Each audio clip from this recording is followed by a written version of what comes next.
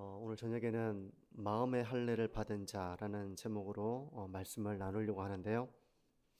우리 성도님들이 내가 마음의 할례를 받았는가 하는 스스로를 말씀의 거울에 좀 비춰보면서 내가 말씀의 할례를 받은 자로서 살아가고 있구나.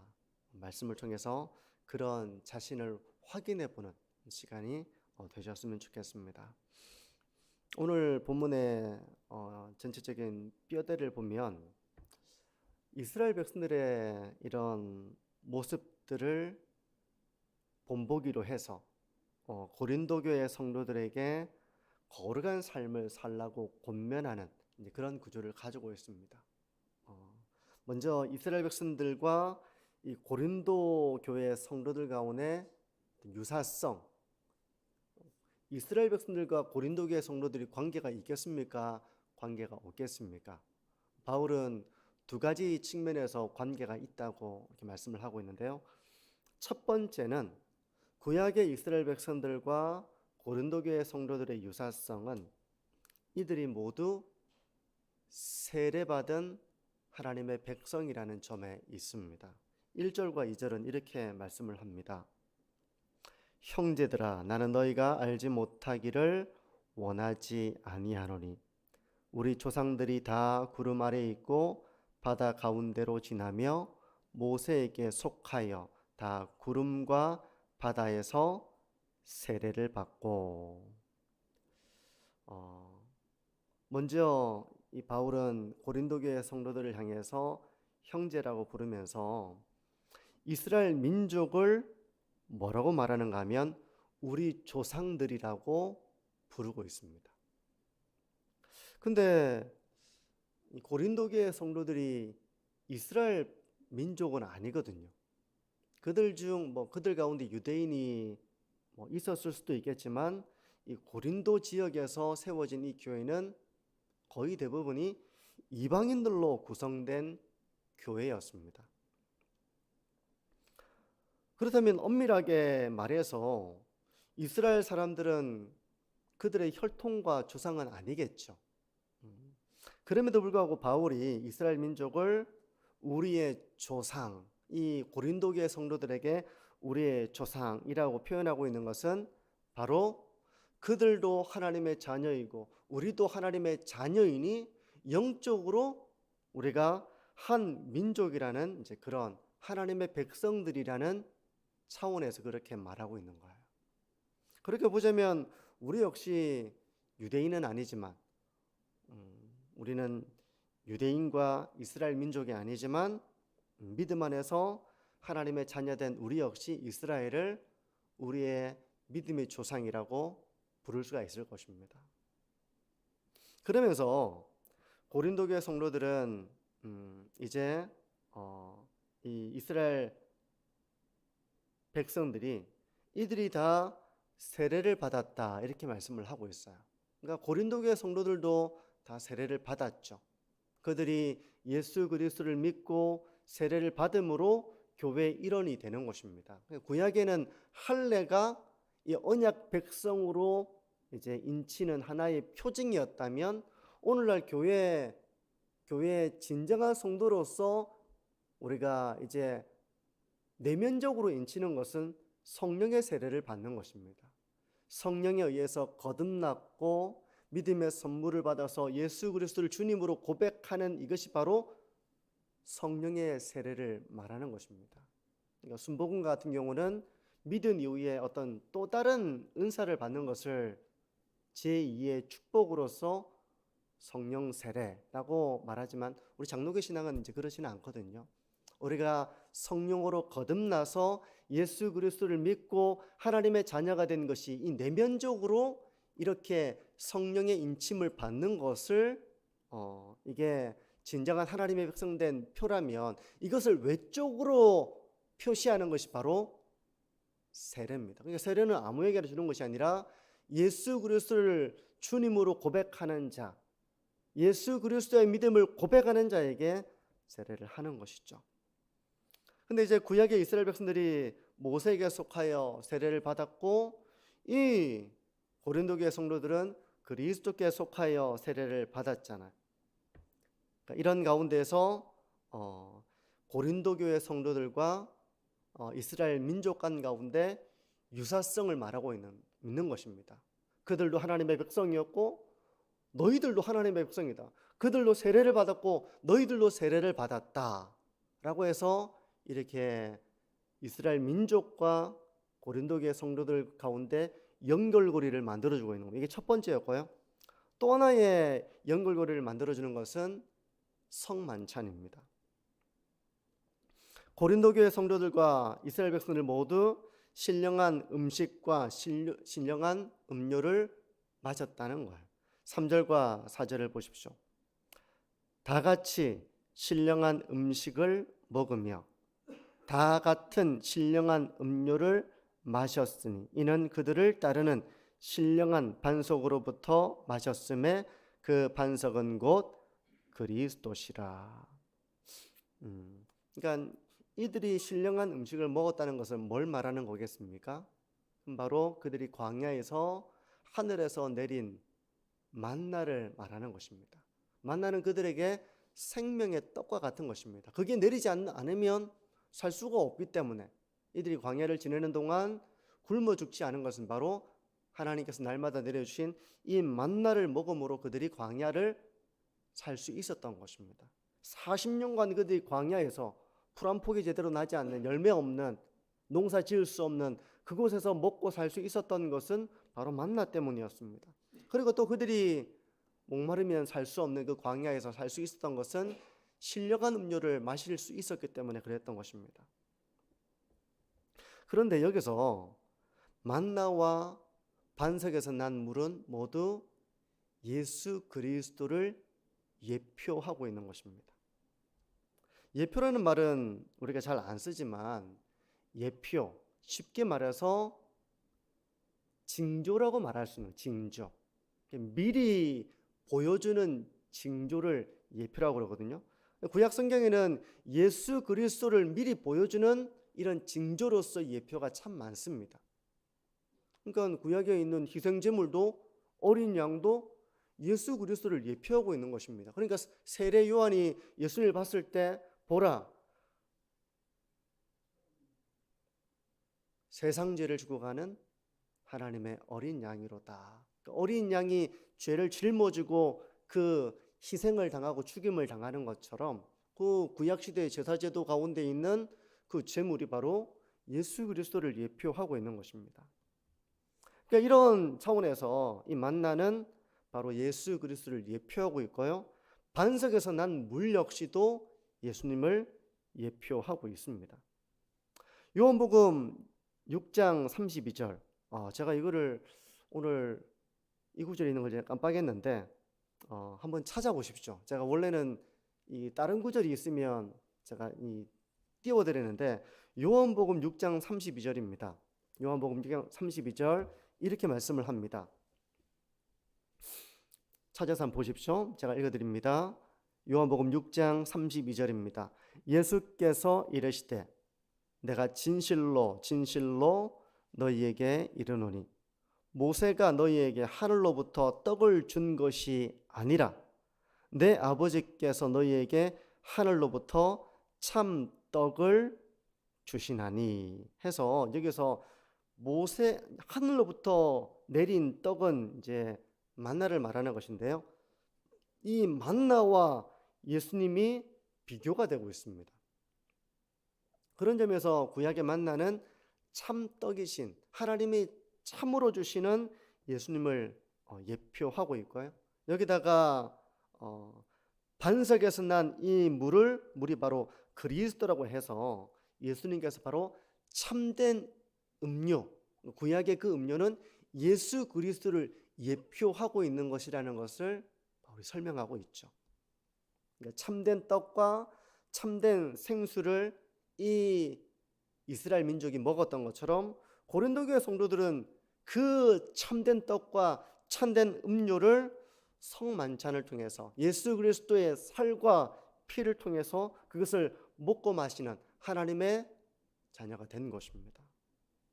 그러므로 이 성만찬을 통해서 이스라엘 민족과 그리고 고린도 교회가 연결고리를 가지고 있는 거예요. 둘 다 하나님의 백성들이라는 것입니다. 근데 이런 연결고리를 가지고 바울이 말하려고 하는 것은 경고의 메시지예요. 경고의 메시지. 지금까지는 이스라엘 민족과 이 고린도 교회 성도들을 하나의 연결고리, 그들도 너희들도 모두 세례받은 하나님의 백성이고 그들도 너희들도 참된 떡과 참된 음료를 먹고 마신 그런 하나님의 백성들이다 라고 하는 연결고리를 가지면서 이제 바울은 고린도 교회 성도들에게 경고를 하는데요. 그 경고는 바로 그 이스라엘 민족이 광야에서 어떻게 되었느냐 하는 것을 생각해 보라는 것입니다. 어떻게 됐습니까? 38년, 약 40년 동안 이 광야를 돌면서 그들 대다수, 갈렙과 여호수아를 제외하고 그들 대다수는 모두 하나님이 그들을 기뻐하지 아니하셔서 광야에서 모두 죽고 말았습니다. 하나님께서 주시겠다고 하신 약속의 땅에 들어가지 못했다는 거예요. 5절과 6절을 보십시오. 그러나 그들의 다수를 하나님이 기뻐하지 아니하셨으므로 그들이 광야에서 멸망을 받았느니라. 이러한 일은 우리의 본보기가 되어 우리로 하여금 그들이 악을 즐겨한 것 같이 즐겨하는 자가 되지 않게 하려 함이니. 바울은 이스라엘 백성들과 고린도 성도들 간의 깊은 유사성을 말하다가 갑자기 그들이 광야에서 멸망을 받았다는 사실을 상기시켜 줍니다. 그들도 하나님의 백성이었지만 이렇게 약속의 땅으로 들어가지 못하고 광야에서 모두 죽고 만 것처럼 그렇게 멸망을 받은 사건들을 이제 떠올려 주면서요. 그들을 본받아서는 안 된다는 것을 메시지를 주는 거예요. 고린도 교회 성도들이 본받지 말아야 될 일, 이런 이야기를 하는 의도에는 뭐가 있겠습니까?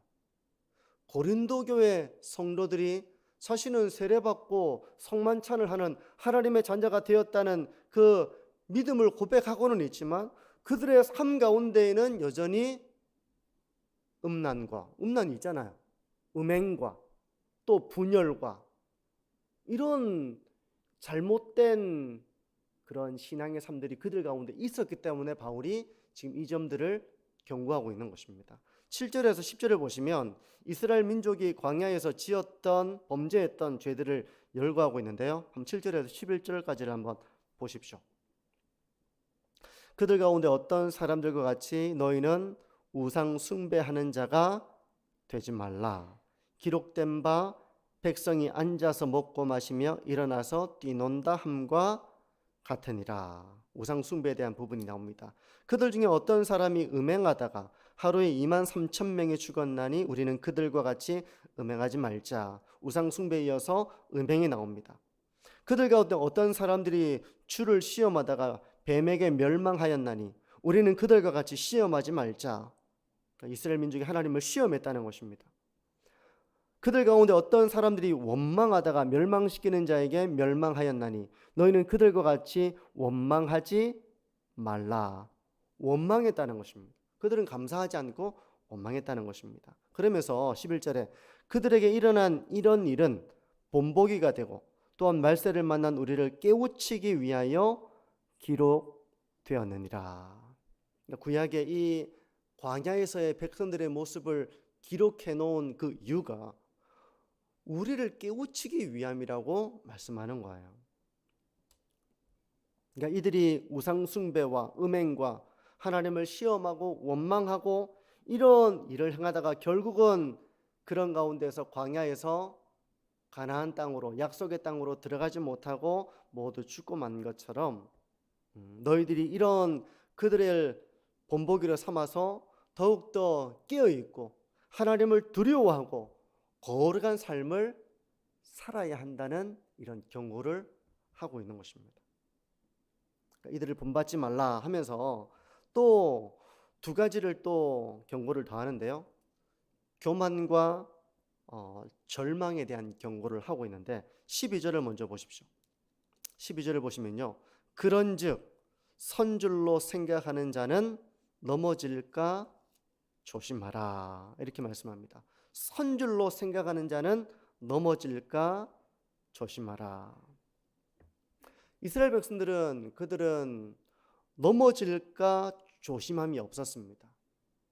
그들은 우리는 율법을 가지고 있고 할례를 받았고 우리는 하나님의 택한 백성이라는 그런 선민의식이 가득한 가운데에서 그들은 결국 자만에 빠지고 교만에 빠져서 하나님을 전혀 경외하지 않는 삶을 살았다는 거예요. 좀 아이러니한데요. 그들이 이런 자신감을 가지면 가질수록 그들이 경건하지 않는 삶을 살았다는 거.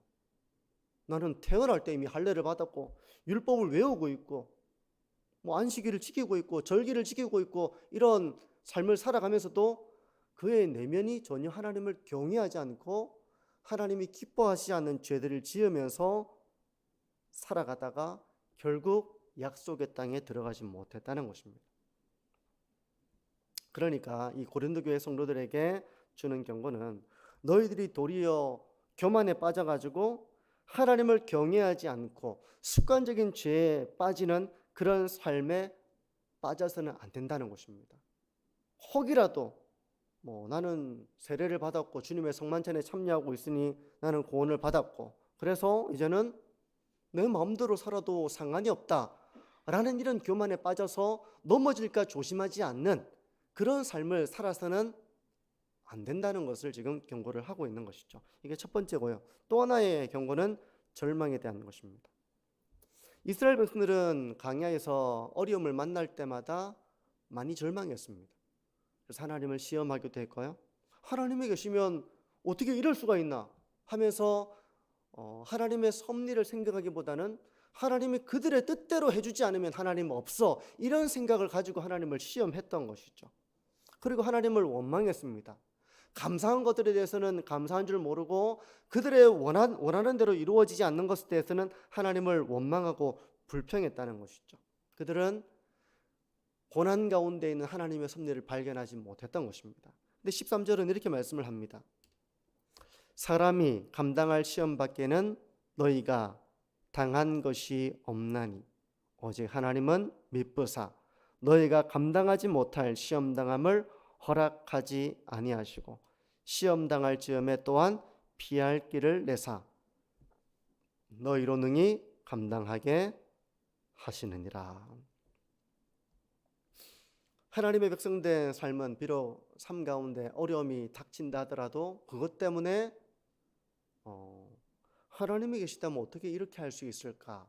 하나님을 시험한다거나 또는 그것 때문에 원망하고 불평하기보다는 도리어 그런 시련조차도 하나님께서 우리에게 피할 길을 주셔서 감당하게 하신다는 것을 믿고 의지할 때 하나님의 백성은 그 가운데서도 도리어 평안을 누리고 하나님을 신뢰하고 이 잠시 주어지는 시련을 잘 인내함으로 연단의 기회로 삼는 것이 진정한 하나님을 경외하는 백성의 모습이라는 것입니다.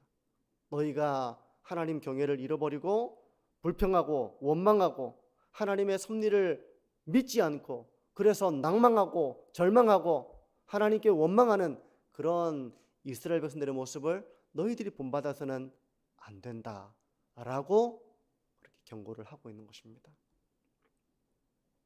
지금 이런 경고가 나오는 배경에는 고린도 교회 성도들이 바로 그런 모습이 있었기 때문에 그런 거예요. 신앙 가운데 있지만 여전히 그들 가운데 음행이 있고 우상 숭배의 잔재가 있고 미신적인 삶이 있고 진리 가운데 거하지 못하고 그들이 인생에서 만나는 크고 작은 어려움 가운데서 하나님을 신뢰하지 못하고 하나님의 섭리를 믿지 못하고 원망하고 불평하고 낙심하고 절망하고 하는 이런 삶을 살았기 때문에 바울은 이런 고린도 교회 성도들에게 이런 부분들을 경고할 필요를 느꼈던 것입니다. 제가 오늘 설교 제목을 이제 마음의 할례를 받은 자라고 이렇게 정했는데요. 이스라엘 백성들 가운데에는 육체의 할례는 받았지만 마음의 할례를 받지 못한 자들이 많이 있었습니다. 그래서 마음의 할례를 받지 못한 자들아라고 모세오경에 보면 이런 표현들이 참 많이 나오고요. 선지서에도 보면 이제 이런 표현이 많이 나옵니다. 결국 이들은 하나님의 언약 백성으로 부름을 받았지만 언약 백성다운 삶을 버렸다는 것입니다.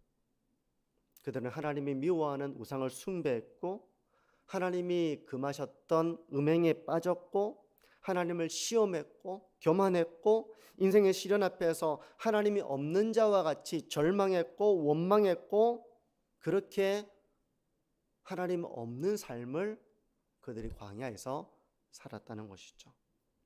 그리고 하나님의 은혜 가운데 있으면서도 그것을 감사하지 않고 작은 어려움에도 절망하는 그런 삶을 살았다는 것입니다. 바울이 이 고린도 교회 성도들에게 이런 이스라엘 백성들의 모습을 본받지 말라 한 것처럼 우리 역시 이런 성경의 말씀을 겸손하게 우리가 받아야 할 것입니다. 우리가 세례를 받고 주님의 성만찬에 참여한 자가 되었다면 우리는 정말 성령의 인침을 받고 성령의 거듭난 그런 자가 되었다면 이제 그에 합당하게 마음의 할례를 받은 자로서 우리가 우리의 허물에 대해서 참되게 회개하고 하나님의 뜻대로 살고자 하는 그런 진정한 헌신을 드리면서 우리 하나님의 자녀로서 살아가야 한다는 것입니다. 자녀는 부모를 공경해야 되잖아요. 왜 그렇습니까? 부모의 돌봄과 희생과 사랑과 수고와 그런 것으로 살아가기 때문에 감사히 여길 줄 알아야 되고요. 또 자녀를 지도하는 그 부모의 교훈과 책망에도 심지어 징계에도 그것을 달게 받을 수 있는 것이 바로 자녀된 도리이죠. 자녀라면 그렇게 해야 되는 것처럼 하나님의 자녀라면 우리 하나님께 그런 중심을 잃어버려서는 안 된다는 것입니다. 물론 우리가 죄를 지을 때가 많이 있잖아요. 이 자리 가운데 죄를 안 짓고 사는 사람은 없습니다. 우리는 죄를 미워하고 죄를 짓지 않으려고 힘쓰지만 다 힘을 쓰시잖아요. 그렇지만 우리의 연약함으로 인해서 죄를 지을 때가 많습니다. 마음의 할례를 받은 자는 그럴 때 어떻게 합니까? 자기의 죄를 깨닫는 것입니다. 하나님 앞에 참되게 애통하며 회개하는 것입니다. 그리고 하나님의 뜻대로 살기를 헌신하며 하나님의 말씀에 순종하는 길을 걸어가는 것입니다. 그게 바로 마음의 할례를 받은 참으로 성령으로 거듭난 성도의 모습이에요. 그리고 인생의 어려움들을 만날 때가 왜 없겠습니까? 우리도 모두 죄 많은 이 세상을 살아가고 있기 때문에 악인들을 만나기도 하고 속임을 당하기도 하고 우리도 같이 늙어가기도 하고 병들기도 하고 우리가 살아가는 세상은 낙원이 아니기 때문에 우리는 이 가운데서 크고 작은 어려움들을 만나며 살아갑니다. 근데 이런 인생의 어려움들 가운데에서 우리가 정말 마음의 할례를 받은 자라면 하나님을 경외하는 자라면 그런 것들로 인해서 우리가 절망하고 좌절하고 원망하고 믿음이 약해져서 하나님을 시험하고 하는 자가 되기보다는 도리어 그 가운데서 우리가 어떤 마음을 가져야 되겠습니까? 우리가 시련과 어려움 가운데서도 감당치 못할 시험당함을 허락하지 않으시는 하나님께서 우리를 선하신 길로 인도하실 것이라는 믿음 가운데서 인내하는 법을 배우는 것이죠. 내가 원치 않는 일을 만났을 때도 하나님을 원망하고 불평하기보다는 그 가운데 있는 하나님의 섭리를 바라보며 인내하고 하나님께 기도하고 겸손하게 엎드리고 기도하는 것이 바로 성도의 진정한 모습일 것입니다. 마음의 할례를 받은 성도의 모습일 것입니다. 성도 여러분, 이런 마음의 할례를 받은 자로서의 신앙의 길을 걸어가고 있는지 한번 자신을 돌이켜 보시고 이런 열매를 맺어나감으로 하나님 앞에서 참된 하나님의 자녀다운 신앙의 길을 걸어가시는 저와 우리 모든 성도님들이 되시기를 축복합니다. 기도하겠습니다.